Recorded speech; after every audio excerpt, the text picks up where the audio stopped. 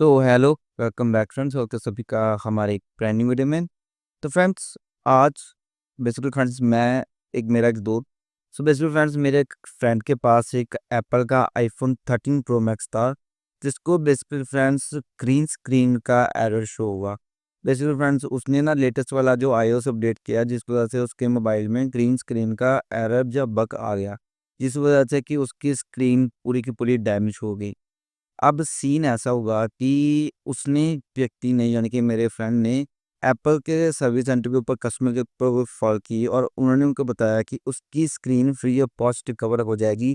उनको बस उसके ऑथराइज सर्विस सेंटर के ऊपर जाना पड़ेगा। तो फ्रेंड्स, आज की इस वीडियो में मैं आप सभी को बेसिकली फ्रेंड्स रिव्यू दूंगा कि कैसा हमारा सीन रहा एप्पल के ऑथराइज सर्विस सेंटर के ऊपर और क्या क्या हमें प्रॉब्लम्स का सामना करना पड़ा। वैसे बस मैं फ़र्स्ट ऑफ ऑल बता दूँ कि उस व्यक्ति का बिल्कुल भी रिप्लेसमेंट नहीं है और उसकी वजह थोड़ी-सी अलग एप्पल के सिनेरियो में बताई। तो फ्रेंड्स, आज तो मैं पूरा व्लॉग को कवर करूँगा, तो चलिए फ्रेंड्स शुरू करते हैं। तो फ्रेंड्स, आप देख सकते हैं कि इस प्रकार का कोई सा इश्यू हमारे यानी कि आईफ़ोन के ऊपर आ चुका था। और ये देखिए कि ये 13 प्रो मैक्स है, जो कि आई थिंक यूएसए वाला वेरिएंट है, जिस वजह से इसके ऊपर इस प्रकार का इश्यू आया। तो हम इसको लेकर बेसिकली फ्रेंड्स हम अमृतसर के ऊपर चले गए। यहाँ का बेसिकली फ्रेंड्स हमारा जो सर्विस सेंटर नियर पड़ता है, जो कि हमारे आई थिंक विलेज से 80 किलोमीटर दूर है। तो जो कि आप देख सकते हैं कि आईफ़ोन अभी ग्रीन स्क्रीन वाला ही है।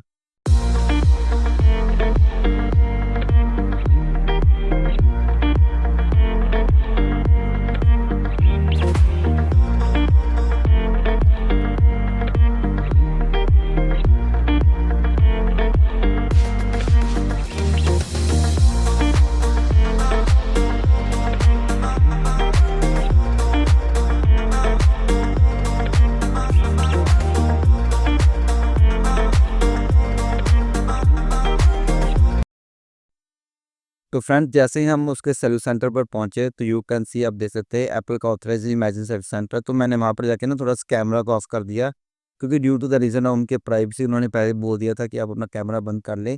तो कैमरा बंद करने के बाद कुछ सीन ऐसा हुआ था कि ये हमारा जो एप्पल का मोबाइल है, वो आप देख सकते हैं कि ग्रीन स्क्रीन वाला है।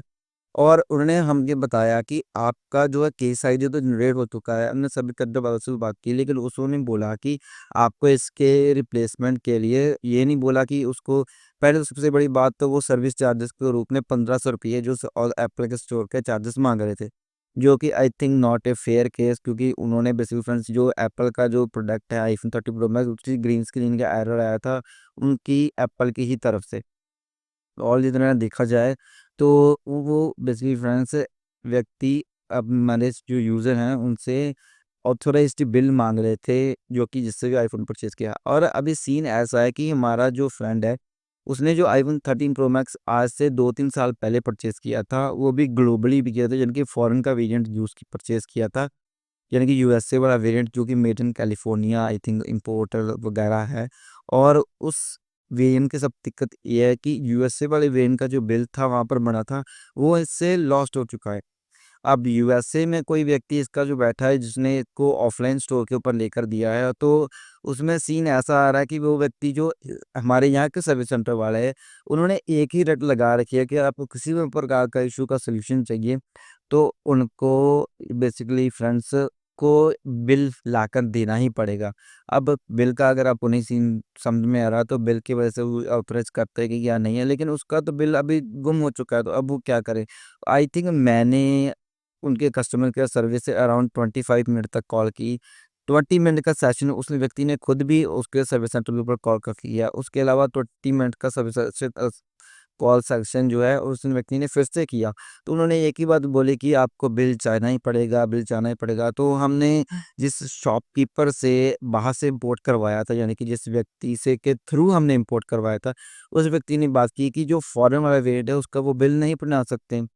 जो कि ऑब्वियस सी बात है कि इंडिया वाला व्यक्ति कोई फॉरेन वाले वेरिएंट का, लेकिन मैं सबसे बड़ा सवाल यही आता है कि आखिर फॉरेन वाले व्यक्ति अगर इंडियन वाले व्यक्ति बिल नहीं बना सकते, तो वो इंडिया में चीज़ें इंपोर्ट ही क्यों करते हैं due to the some kind of technical reason.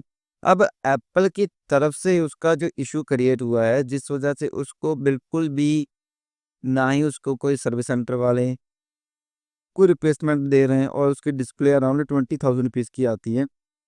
जो कि एक आई थिंक मिडिल क्लास व्यक्ति के लिए थोड़ा-सा दिक्कत का सामना हो सकता है, क्योंकि उसका बजट तो बिल्कुल ही हिल जाता है। जिसकी वज़ह से हमने थक-हार कर आई थिंक 1 आवर उस सर्विस सेंटर में स्पेंड किया, और जिसके बाद हमारा सीन कुछ ऐसा हो गया, हमारी डिसिप्लिनरी फेस हुई। तो फिर हम थोड़ा-सा हमारे अमृतसर के नेहरू कॉम्प्लेक्स की तरफ चले गए। उसका सीन भी आप हमारे स्क्रीन के ऊपर देख सकेंगे। तो वो भी आप भी देख सकते हैं। ये कुछ इस प्रकार का हमारा नेहरू कॉम्प्लेक्स की स्टोर आ जाता है, जो कि बेसिकली में काफ़ी ज़्यादा बड़ा है, और आप देख सकते हैं कि मैंने ज़ूम करके दिखाया, काफ़ी ज़्यादा बड़ी-बड़ी कंप्यूटर्स की यहाँ पर शॉप लगी हुई है। लेकिन फिर भी मैंने एक चीज़ नोटिस की कि इन सभी शॉप्स के ऊपर काफ़ी ज़्यादा लैपटॉप को प्रमोट किया जाता है, इवन तो एज़ कम्पेयर टू देखा जाए तो कुछ भी अदर प्रकार के टेक। मैंने इसकी हर एक फ्लोर को बड़े आराम से आसानी से देखा, ये मैं मेरा फ्रेंड है। तो हमने इसके हर एक फ्लोर को एक बड़ी अच्छी तरीके से देखा। तो हमें ये सीन लगा कि इतना भी ज़्यादा पॉपुलर तो नहीं है हमारे यहाँ का नेहरू कॉम्प्लेक्स, क्योंकि उसमें मैक्सिमम हमें 40-60 यही देखने को मिल रहा था। उसके ऊपर का ग्राफिक कार्ड तो आई थिंक कोई सेल भी नहीं कर रहा था इस जगह के ऊपर। वो अलग सीन है। उसके बाद फ्रेंड्स हम थक-हार कर यानी कि अपने घर की तरफ वापस से रवाना हो गए, जो इसकी वजह से हमारा आई थिंक 6 या 7 आवर का टाइम वेस्ट हो गया। आप देख सकते हैं कि हम वापसी आ रहे हैं, वो भी विद ग्रीन स्क्रीन। इस वजह से हमें थोड़ा-सा नहीं, काफ़ी ज़्यादा ही इश्यू का सामना करना पड़ा। तो फ्रेंड्स, आई थिंक एप्पल को इन फ्यूचर अपने अगर कस्टमर केयर और सर्विस को बढ़ाना है, तो मेरे ख्याल से तो उनको इस प्रकार के बिलिंग वाले सस्ते घटिया इश्यूज़ को साइड करना पड़ेगा, क्योंकि बस फ्रेंड्स कभी-कभार लोग बाहर से इम्पोर्ट कराते हैं, किसी का रिलेटिव्स दे जाते हैं।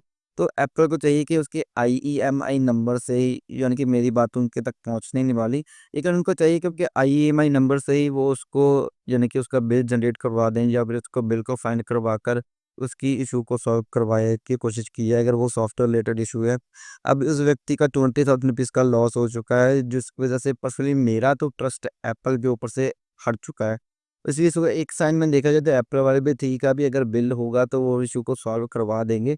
लेकिन फ्रेंड्स, अगर बिल लॉस्ट ही हो चुका है, क्योंकि आजकल तो बिल कोई सँभाल कर रखता नहीं, तो अगर बिल लॉस्ट ही हो चुका है तो काफ़ी बड़ी प्रॉब्लम एक क्रिएट हो सकती है।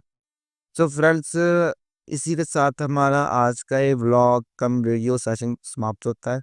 तो फ्रेंड्स, आज की इस वीडियो में मैं आप सभी को मैंने दिखाया कि एप्पल के सर्विस सेंटर इतने भी, जितने भी एप्पल के आफ्टर सेल सर्विस को बोला जाता है ना कि इतनी पॉपुलर हाई डिमांड, इतनी कोई हायर मनी अमीर लोगों की चीज़ है, हम मिडिल क्लास फैमिली के लोगों को नहीं जानी चाहिए। अगर कोई व्यक्ति मोबाइल परचेज कर लेता है, जैसे कि फॉर कोई ईएमआई के ऊपर मोबाइल परचेज कर लिया, या किसी तरीके से कर लिया, तो अगर वो एप्पल की शॉप पे तो लेता है, तो उसको एक बात का जरूर सामना करना चाहिए, एक यानी कि संभाल के रखना चाहिए कि अगर आप एक बुक को रखते हैं, तो उसको रखने से, खरीदने से ज़्यादा उसको सँभाल के रखने का खर्चा ज़्यादा आ जाता है।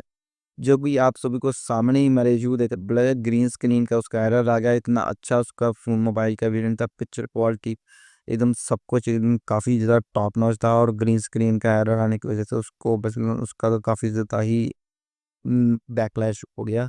तो फ्रेंड्स, आई होप आपको ये थोड़ी इन्फॉर्मेशन मिल रही होगी। अगर आप कोई भी चीज़ लें तो उसकी आफ्टर सर्विस के ऊपर बेसिकली ज़रूर ध्यान रखें। So thanks for watching.